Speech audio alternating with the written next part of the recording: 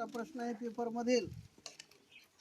सुखदेवन वारकरी शिक्षण संस्थेबद्दल तुमचे सहमत 2 ते 2.5 मिनिटात सांगायचं, किंवा 11वा प्रश्न आहे, किंवा 10वा किंवा 11वा प्रश्न आहे. आई वडील याचं महत्त्व, आई वडील यांचं महत्त्व 2 ते 2.5 मिनिटामध्ये सांगायचं.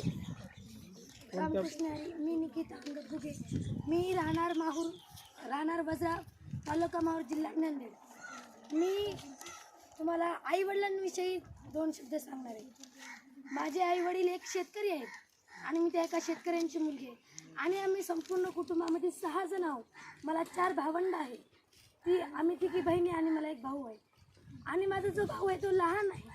सगळी कुटुंबाची जबाबदारी जी आहे ती माझ्या वडिलांवरती आहे. आणि माझे वडील एक सामान्य शेतकरी आहे आणि मी एका सामान्य घरातली मुलगी आहे. आणि माझ्या वडिलांनी या संस्थेमध्ये टाकण्याचा मी एक हट्ट केला होता घरामध्ये की बाबा मला संस्थेमध्ये जायचं आणि मला कीर्तनकार व्हायचं. माझ्या वडिलांची इच्छा होती की मला दुसरं काहीतरी बनवायचं, जॉब लावायची. पण मी सांगितलं माझी इच्छा आहे की मला कीर्तनकार व्हायचं.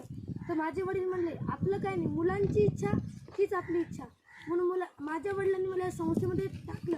आणि पण टाकत असताना गावात जी लोक होते ते म्हणत होते ही मुलगी आहे, मुलीची जात आहे, मुलीच्या जातीला बाहेर टाकणं बरोबर नसतं.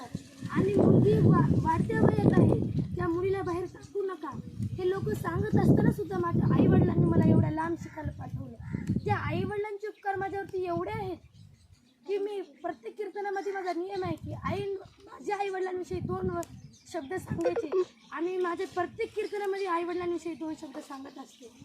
मला असं वाटतं की माझ्या आईवडिलांचं मी प्रत्येक जरी कीर्तन आयुष्यभर कीर्तन केले आणि त्या कीर्तनामध्ये 2 शब्द आईवडिलांचे सांगितले, कितीही वेळेस आईवडील सांगितले तरी त्यांचे माझ्यावर एवढे उपकार आहेत की ते उपकार मी कधीच फेडू शकणार नाही. आणि त्या आईवडिलांच्या पोटी मला जन्माला घातलं.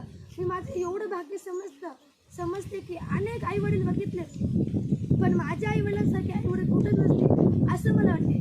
मी दुसऱ्यांच्या आईवडिलांना दोष देत नाही, पण माझे आईवडील हे माझ्यासाठी देवच आहे. मी माझे 2 शब्द सांगितले. रामकृष्ण.